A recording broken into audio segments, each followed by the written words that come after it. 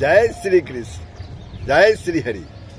प्रभु आप सब महाभारत की कथाओं के अंतर्गत वन पर्व की कथाओं का श्रवण कर रहे हैं। इसके पूर्व आपने जो कथा सुनी वो था ऋष्यशृंग का चरित्र। उसमें किस तरह ऋष्यशृंग का जन्म हुआ, किस तरह वह अंग प्रदेश पहुँचे और वहाँ वर्षा हुई और राजा ने किस प्रकार उनकी शादी अपनी पुत्री शांता से कराई। और ऋष्यशृंग के पिताजी इतना क्रोधित हुए कि वे अंग देश की ओर चले कि उसके राज्य को भस्म कर देंगे श्राप से। किंतु रास्ते में और वहां पहुंचकर उन्होंने देखा कि उनका पुत्र ऋष्यशृंग जो है इंद्र के समान वहां पर विराजमान है और उनकी शादी उस अंग देश के राजा की पुत्री शांता से हुई है। उन्हें देखकर राजा अत्यंत ही प्रसन्न हुए। उन्हें देखकर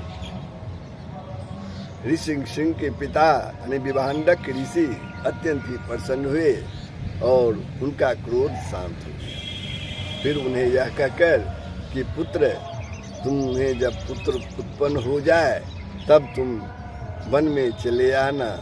और यही हुआ। अंत में ऋष्यशृंग अपनी पत्नी शांता के साथ वन में वापस हो गए और शांता ने उनकी अत्यंत ही सेवा की, जैसे राजा नल की दमयंती ने सेवा की थी। इस तरह जो है एक कहानी जो है संपन्न हुआ था। अब आगे जो कहानी है परशुराम जी की उत्पत्ति और उनके चरित्रों का वर्णन, ये आप श्रवण करेंगे। प्रभु कथा प्रारंभ हो उसके पूर्व आप लोगों से नम्र निवेदन है कि यदि आपने सब्सक्राइब नहीं किया है तो अवश्य ही आप वीडियो को सब्सक्राइब कर देंगे। अपने विचार कमेंट बॉक्स में अवश्य ही लिखेंगे।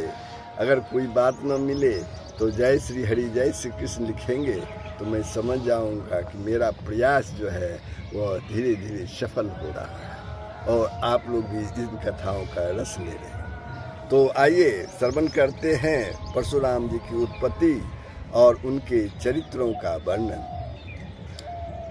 आप तो जानते ही हैं पांडव जन्मजय वैशंपायन जी व्यास जी के आदेश से राजा जन्मजय को उनके पूर्वजों की कथा सुना रहे हैं। यानी पांडव कौरवों की कथा जो है वही राजा जन्मजय को सुना रहे हैं। तो इस पर वैशंपायन जी बोले कि हे जन्मजय, उस सरोवर में स्नान करके महाराज युधिष्ठिर कौशिकी नदी के किनारे होते हुए क्रमशः सभी तीर्थ स्थानों में गए। फिर उन्होंने समुद्र तट पर पहुंचकर गंगा जी के संगम स्थान में मिली हुई 500 नदियों की सम्मिलित धारा में स्नान किया। उसके बाद वे समुद्र के किनारे किनारे अपने भाइयों सहित कलिंग देश में जा पहुँचे। वहाँ लोमस जी कहने लगे कि कुंती नंदन, यह कलिंग देश है, यहाँ बैतरणी नदी बहती है। इस स्थान पर देवताओं का आश्रय लेकर स्वयं धर्मराज ने यज्ञ किया था। इसके बाद भाग्यवान पांडवों ने द्रौपदी सहित बैतरणी नदी में उतरकर पितृ तर्पण किया। उस समय महाराज युधिष्ठिर कहने लगे कि लोमस जी, इस नदी में आचमन करके मैं तप के प्रभाव से मानवीय विषयों से मुक्त हो गया। आपकी कृपा से मुझे सारे लोक जो है वो दिखाई पड़ रहे हैं। देखिए, यह मुझे पाठ करते हुए वानप्रस्थी महात्माओं के शब्द जो है वो सुनाई दे रहा है। तब लोमस जी ने कहा कि राजन चुप हो जाइए, यह ध्वनि तो तुम्हें 30,000 योजन दूर से सुनाई दे रही है। फिर वैशंपायन जी बोले, इसके बाद महात्मा युधिष्ठिर महेंद्र पर्वत पर गए और वहां एक रात निवास किया। वहां रहने वाले तपस्वियों ने उनका बड़ा ही आदर सत्कार किया। लोमस मुनि ने उन भृगु, अंगिरा, वशिष्ठ और कश्यप वंशीय ऋषियों का परिचय दिया। फिर उनके पास जाकर राजर्षि युधिष्ठिर ने उन्हें प्रणाम किया और परशुराम जी के सेवक बीरबल अकृत वर्ण से पूछा, भगवान परशुराम जी इन तपस्वियों को किस समय दर्शन देंगे? इसके साथ ही मैं भी उनके दर्शन करना चाहता हूँ। अकृत वर्ण ने कहा, परशुराम जी तो सबके हृदय की बात जानने वाले हैं, आपके आने का तो उन्हें पता लग ही गया होगा। आपके प्रति उनका प्रेम भी है, इसलिए वे शीघ्र ही आपको दर्शन देंगे। तपस्वियों को उनका दर्शन चतुर्दशी और अष्टमी को होता है। आज की रात बीतने पर कल चतुर्दशी होगी, तब आप उनका दर्शन करेंगे। इस पर युधिष्ठिर ने पूछा, आप जमदग्नि नंदन महाबली परशुराम जी के सेवक हैं। उन्होंने पहले जो जो कृत्य किए हैं वे सब आपने प्रत्यक्ष देखे हैं। अतः जिस प्रकार और जिस निमित्त से उन्होंने युद्ध में क्षत्रियों को परास्त किया था वह सब आप मुझे सुनाइए। तो इस पर अकृत वर्ण ने कहा, परशुराम जी के सेवक अकृत वर्ण ने कहा, राजन, मैं भृगु वंश में उत्पन्न हुए जमदग्नि नंदन देवतुल्य भगवान परशुराम जी का चरित्र सुनाता हूँ। यह आख्यान बड़ा ही सुंदर और महान है। उन्होंने हेहे वंश में उत्पन्न हुए जिस कार्तवीर्य अर्जुन का वध किया था उसके 1000 भुजाएं थी। श्री दत्तात्रेय जी की कृपा से उसे एक सोने का विमान मिला था तथा पृथ्वी के सभी प्राणियों पर उसका प्रभुत्व था। उसके रथ की गति को कोई रोक नहीं सकता था। उस रथ और बर के प्रभाव से वह वीर देवता, यक्ष और ऋषि सभी को कुचले डालता था।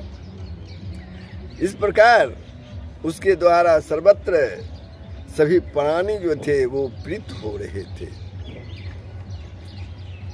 इसी समय कान्यकुब्ज, इस समय का कन्नौज नामक नगर में गाधी नाम का एक बलवान राजा राज्य करता था।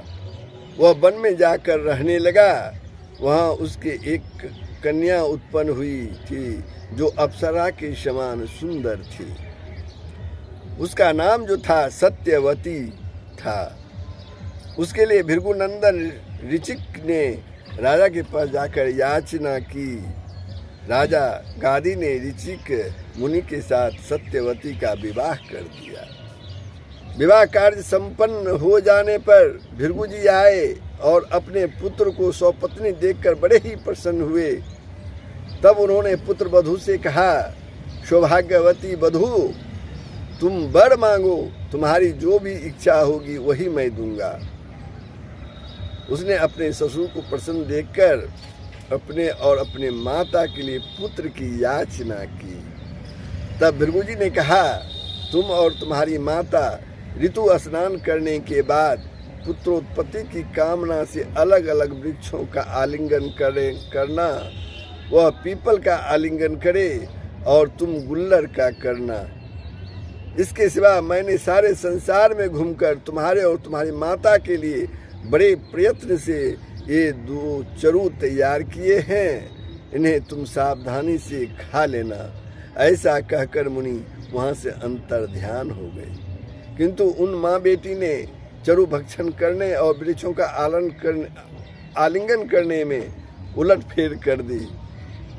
बहुत दिन बीतने पर भगवान भृगु फिर लौटे और उन्होंने दिव्य दृष्टि से सब बात जान ली। तब उन्होंने अपने पुत्र वधू सत्यवती से कहा कि बेटी, चरु और वृक्षों में उलट फेर करके तेरी माता ने तुझे धोखा दिया है। तूने जो चरु खाया है, वह जिस वृक्ष का आलिंगन किया है, उसके प्रभाव से तेरा पुत्र ब्राह्मण होने पर भी क्षत्रियों के सा आचरण करने वाला होगा, और तेरी माता का पुत्र क्षत्रिय होकर भी ब्राह्मणों के से आचरण करने वाला, बड़ा ही तेजस्वी और सत्पुरुषों के मार्ग का अनुसरण करने वाला होगा।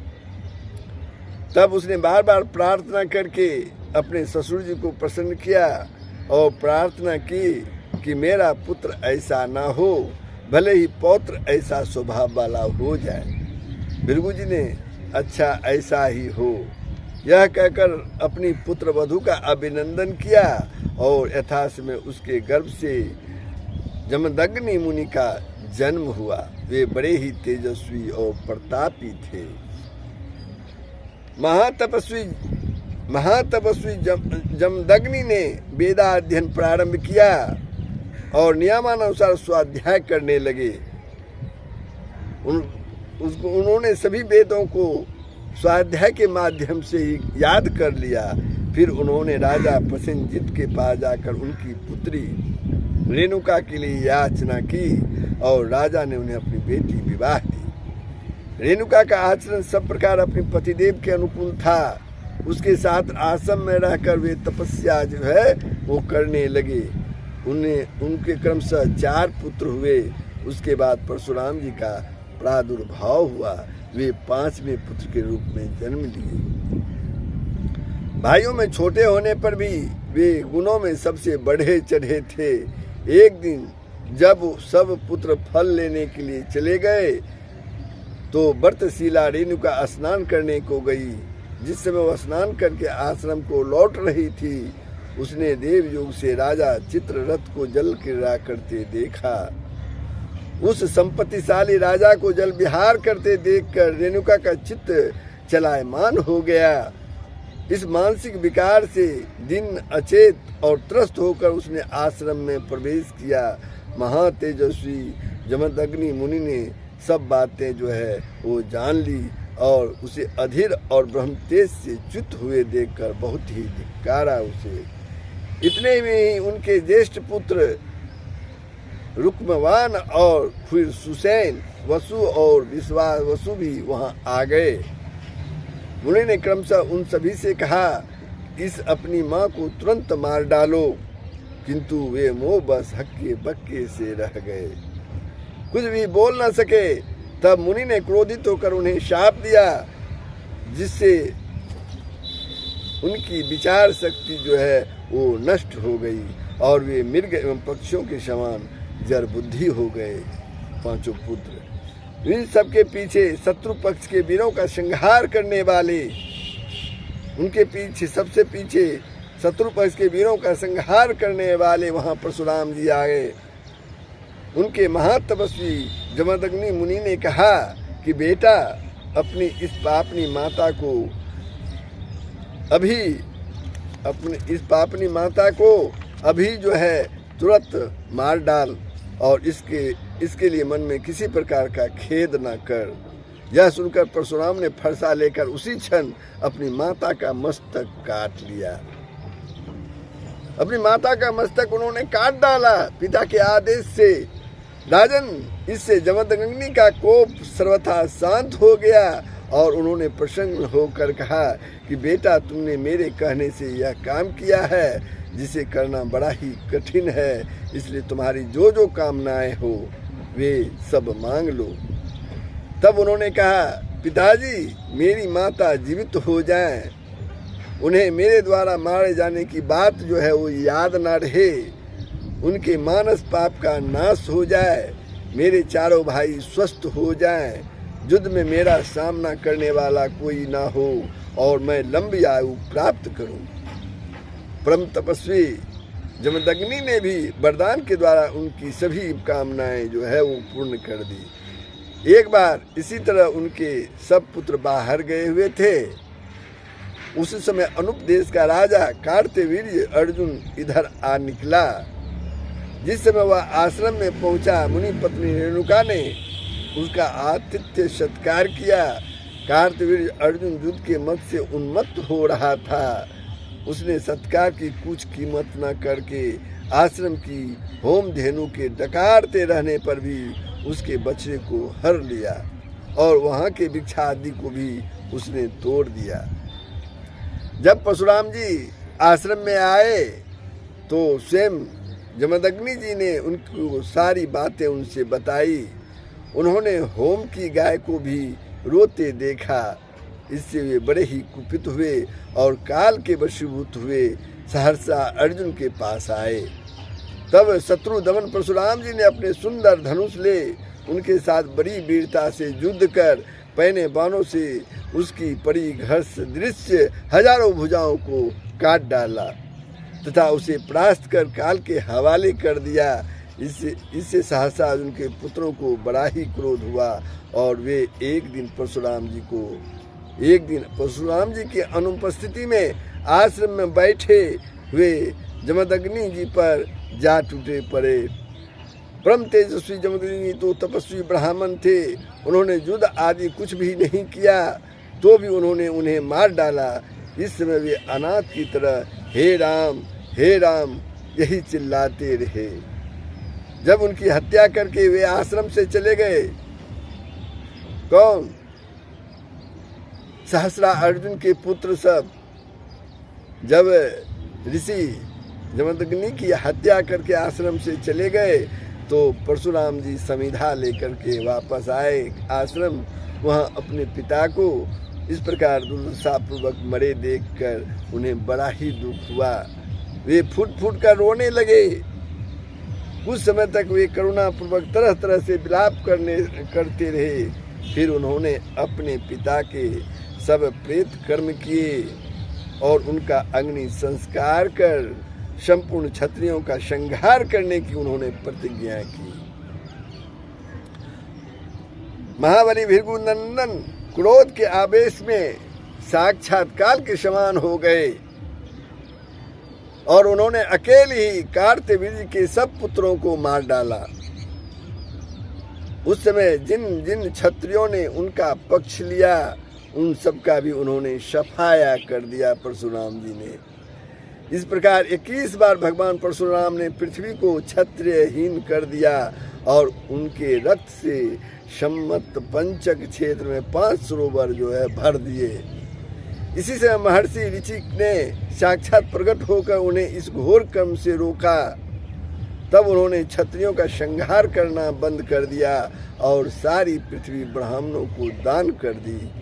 इस प्रकार समस्त भूमंडल ब्राह्मणों को देकर वे इस महेंद्र पर्वत पर निवास करते हैं। इस पर वैशंपायन जी कहते हैं राजा जन्मेजय को कि राजन, फिर 14 के दिन अपने नियम के अनुसार महामाना परशुराम जी ने समस्त ब्राह्मण और भाइयों के सहित महाराज युधिष्ठिर को दर्शन दिए। धर्मराज ने अपने भाइयों सहित उनका पूजन किया और वहाँ रहने वाले सब ब्राह्मणों को खूब आदर सत्कार किया। फिर परशुराम जी की आज्ञा से उस रात को महेंद्र पर्वत पर ही रह के वे दूसरे दिन पांडव दूसरे दिन लोमस मुनि के साथ दक्षिण की ओर चले। तो ये थी कथा परशुराम जी की उत्पत्ति और उनका चरित्र का वर्णन। तो प्रभु एक प्रसंग कैसा लगा कमेंट बॉक्स में अवश्य लिखेंगे। जय श्री हरि, जय श्री कृष्ण। सबका कल्याण हो, पूरे विश्व का कल्याण हो।